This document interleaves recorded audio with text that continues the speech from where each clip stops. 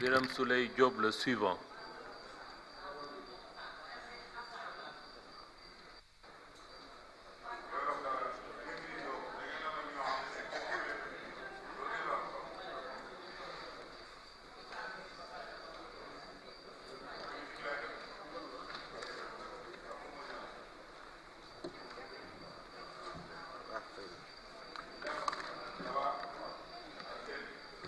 Merci, Monsieur le Président. Monsieur le Président, ñu ngi lay nuyu bu baax di continuer encore de le féliciter de votre brillante élection à la tête de ce perchoir que certains tardent encore à reconnaître.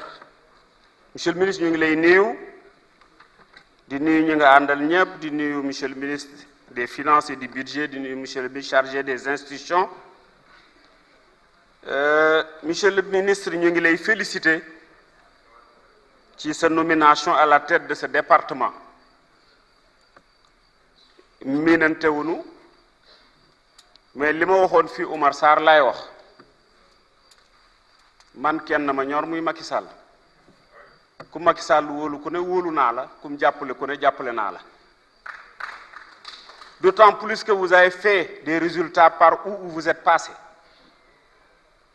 au FONGIP AIBD keroog bi nga xamee ni wax nañ ni épongé nga dette yi ca délai bi jotagul képp kuy sénégalais wala nit ku baax kontaan na ci ne serait-ce que cela méritait quand même une récompense.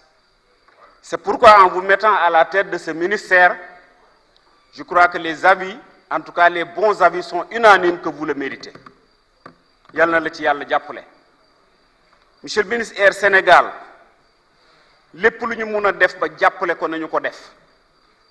Ces avions font la fierté de notre pays. Nous avons voyagé avec toutes les compagnies, mais boo duggee Air Sénégal xam ni y a aucune différence avec les compagnies performantes. Si aujourd'hui l'État, le Sénégal a pris la décision de former ses propres flottes, des pilotes et des membres de l'équipage, je dis alléluia. C'est une excellente décision. Mais Monsieur le ministre, tout à l'heure, certains ont appelé à l'apaisement, d'autres ont enfoncé le clou. Ce qui est important, moi, lépp lu ñuy def wala ñu di ko wax nañu ko gëm. On nous a traités ici de laudateurs. On nous a traités ici de n'importe quoi, d'ensemble lyrique traditionnel. Mais nous ne sommes pas des mythomanes pathologiques. Tout ce que nous disons, c'est la vérité, et rien que la vérité. Nit ki nag bu fekkente ne mbir dafa am Amy Ndiaye bu defoon ji ji gën a mat ci Sénégal kenn amul droit fajal sa bopp d'abord en matière de loi. Kenn amul droit jël jigéen di ko dóor di ko wéq devant tous les Sénégalais. Ce n'est pas normal. Je crois que la première chose qui sied, c'était de regretter cet événement-là et d'appeler à la retenue. Mais on ne l'a pas fait. Moi, je pense qu'aujourd'hui, ku ci nekk ak la nga gëm ku ci nekk ak la la fulaal. Notre président, le président de la République, il nous est cher et nous voulons qu'il soit respecté, d'autant plus que c'est une institution. On lui jette tous les mots possibles. Quelqu'un a pris ici la parole? Sàcc, sàcc, sàcc, sàcc, sàcc, sàcc. Moi, si j'étais le procureur, ma woo ko mu wax ma ñi sàcc comme alalu Sénégal la ca man dama bëgg mu ñoŋ na ma wax ñi ko sàcc ak nuñ ko sàcce. Defe naa ni dërëmu Moustapha Ba mi bala nga ko génnee ci kees gi di nga wax lu mat sëkk. C'est méconnaître les procédures financières, c'est méconnaître les mécanismes financiers. Je crois que ça, c'est pas de bon discours. Quand c'est bon, il faut dire que c'est bon. Quand c'est pas bon, il faut dire que c'est pas bon. Je crois que c'est ça la franchise. Le président de l'Assemblée nationale, mais c'est à nous de le respecter d'abord. S'il entre dans la salle, tout le groupe Benno se lève. Et quelques bons députés. Il y en a qui restent toujours assis. Et vous voulez qu'ils le reconnaissent quand il s'agit de prendre part pour vous. c'est de l'hypocrisie, c'est de la sournoiserie. Ce n'est pas normal. Respectez quand même nos institutions. Vous ne pouvez pas prétendre diriger ce pays-là sans pour autant respecter nos institutions. Ce n'est pas normal. Omar Youm est là, c'est notre président du groupe parlementaire. Lamine Thiam est là. Birame Sassoum est là. Ken musul dégg benno mu wax lu bon Lamine Thiam wala mu wax ko Birame Sassoum. Tous les jours vous tirez sur Omar Youm et à tort. Et il ne vous a rien fait. Tout ce que vous prétendez dire sur lui n'est que des contre-vérités. Et ce n'est pas normal. Vous voulez l'apaisement? Eh bien, apaisez. Reconnaissez les institutions de cette république-là et allons tous dans le bon sens.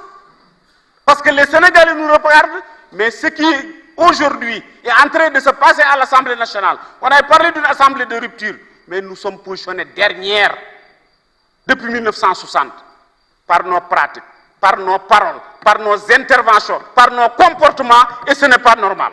Monsieur le ministre, vous êtes sur la bonne voie. Que nos vœux vous accompagnent. Président Macky Sall, il n'a pas tort de te nommer. En tout cas, vous avez toute la représentation, la bonne représentation nationale derrière vous, et nous vous soutiendrons et votre budget sera voté à la majorité. Merci. Merci. La parole est à notre collègue Birame Souleye Diop.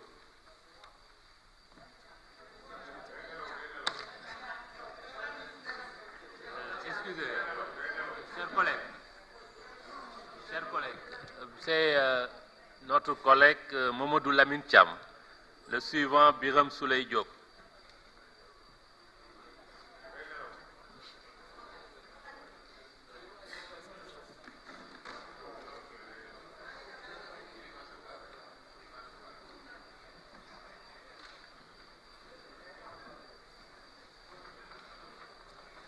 Merci, Monsieur le Président. Assalamu alaikum. Monsieur le Président, je voudrais d'abord saluer Monsieur le ministre des Finances et du Budget, saluer Monsieur le ministre du Travail, du Dialogue social et chargé des institutions, et puis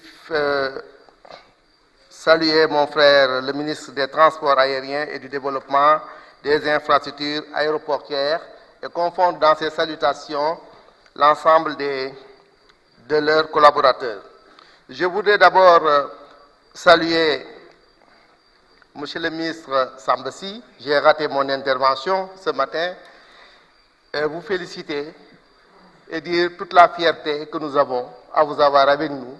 Et cette fierté a été renforcée ce matin en l'écoutant. J'ai bu vos paroles, j'en ai retenu beaucoup. Et je reviendrai sur ça à la fin de mon intervention.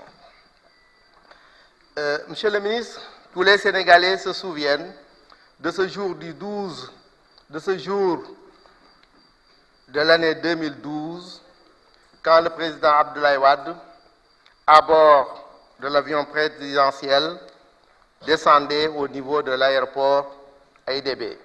Je pense que c'est le véritable vol inaugural qu'il y a eu ce jour. Ce geste était un geste d'espoir, un geste qui présageait tout ce qu'il désire, tout ce qu'il veut pour le Sénégal. C'est pourquoi, je vous l'avais dit en commission, notre fierté a été grande quand nous vous avons vu déployer l'aéroport et l'amener à ce niveau de standing international aujourd'hui qui fait la fierté de tous les Sénégalais et la fierté de toute l'Afrique occidentale.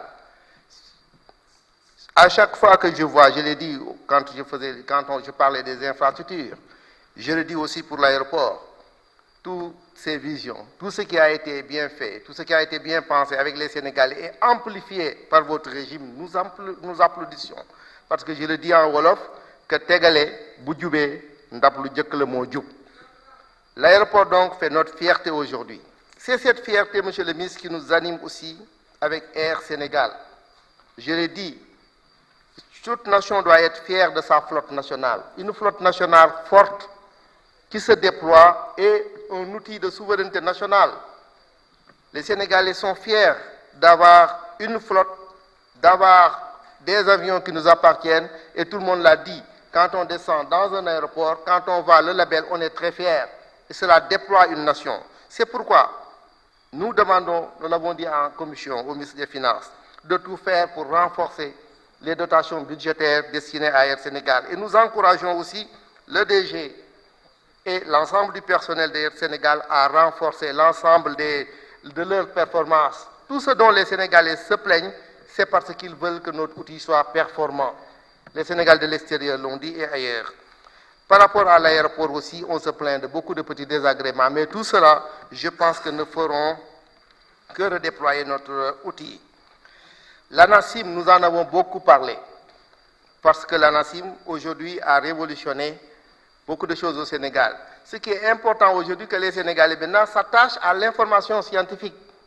Autrefois, c'était empirique, etc. Mais aujourd'hui, on cherche même quelle est l'information que donne l'ANACIM pour voir quel est le type même de semence qu'on doit chercher, etc. Aujourd'hui, les pêcheurs ne vont pas en mer, ils surveillent. C'est pourquoi donc il y a beaucoup de révolutions, parce que cette organisation a pu avoir un système d'information, a pu se déployer et est entrée maintenant dans le mental des Sénégalais. C'est pourquoi nous avions été unanimes pendant la commission à demander le renforcement de cet outil qui se déploie, qui est nécessaire, par-delà les avantages qu'il procure à l'aviation. Je voudrais, honorables collègues, parce que les événements que nous avons vécus, tout le monde a vu que ça nous a tous martyrisés. C'est pourquoi nous ne pouvons pas, depuis lors, nous en départir. Mais quand même, wolof danan gom ken du jël toujours rek diko yëngal. Je ne comprends pas pourquoi chaque jour on revient, ça loolu dafa li fi xew dafa metti ci ñëpp. L'évoquer encore, c'est encore dur d'entendre qu'on l'évoque. Et chacun repart, on entre encore dans les détails. Moi, je ne veux même pas voir les films. Arrêtons. Je pense que le discours que le ministre Sambassi nous a servi ce matin devait nous servir de leçon. Il disait, entre autres, faisons attention à ne pas réveiller les démons. Parce qu'on risque de ne plus pouvoir les contrôler. Entre autres, je vous paraphrase. Il a beaucoup dit. Nañu bàyyi jàpp affaire bi di ci yëngal. Tout le monde ici, de côté ou d'autre, un événement malheureux est arrivé. Cat la ci ñun, njuumte la ci ñépp, parce que c'est de notre responsabilité collective. Parce que dama doon wax démb may xalaat naan li wolof di wax naan looy def boppam. Ça ne marche pas ici. Fii looy def ñépp finalement. Chacun doit voir quelle est sa responsabilité dans ce qui est arrivé. Peut-être moi là-bas j'ai applaudi quand Mame Diarra a dit quelque chose. Peut-être l'autre a dit ah oui c'est bien. Et ça a créé quelque chose, qui a créé quelque chose. Et malheureusement, mu ni képp ci sunu kaw keroog ba li xew. Mais je pense que de plus en plus des choses sont en train de se faire. J'ai beaucoup apprécié le discours de mon jeune frère Bara. Quand il a interpellé Farba, honorable Farba, honorable, quand il a interpellé Abdou Mbow, allons dans ce sens. Et des choses sont en train de être faites. Nous ngi waxtaan ci suuf. Ñu ngi wax lu bari fi mu nekk nii, n'est-ce pas? Ñu ngi wax lu bari, ñu ngi dox lu bari, et loolu mooy ceci ci li ñuy laaj président. Am na lu nga xam ne si ñu ngi koy dox bu loolu yépp àndee ba pare. Am na loo xam ni bu ñu waxee président def ko dana ko def parce que day xam ne affaire bi àgg na fa mu war a àgg kooku nañ maa ngi ñaan yàlla ñépp nañu bàyyi di yëngalaat mbir mi di ñaanal yàlla Ami Njaay mu am jàmm ñaanal suñu collègue yi itam yàlla def ci ñoom jàmm nañu ñaan jàmm fii bàyyi di yëngal mbir mi bu ko defee ñi ciy dox jàmm ak ñi ciy wax président kenn mënu ko ñaan jàmm te doo teg ci kawam jàmm kenn mënut a wax ñaan jàmm aussi ñi dal leen te ba noppi di yëngal seen xol non il faut ñu dal génn ci mbir mi noppi ci mooy sax du teggin sax ñu ciy tuddaat man bu ñu koy tudd damay rus li xew de deux côtés kenn bëggatul ñu ciy wax nañ ko bàyyi ñaan yàlla ñu defal ñu ci jàmm ñi ciy dox a ngi ciy dox incha allah ñu sukkandiku ci defe naa ni le discours de notre frère Sambassi est un discours très ci suba lim ñu waxal fii ku ko dégg ñu jàpp ci loolu. Le discours de l'appel de Bara Gaye de ce matin est la réponse que le président Youm lui a servi. Ak ñun li ñuy dox ci suuf nañ ko bàyyi bu ci benn député di waxati ñaan yàlla nañu yàlla defal jàmm présidente li nga xam ne système ñu ngi koy wut ci yow ñu ngi ci continuer ñu ngi dox daal li ñuy dox wasalaam. Merci, chers collègues. La parole est à notre collègue Birame Souleye Diop.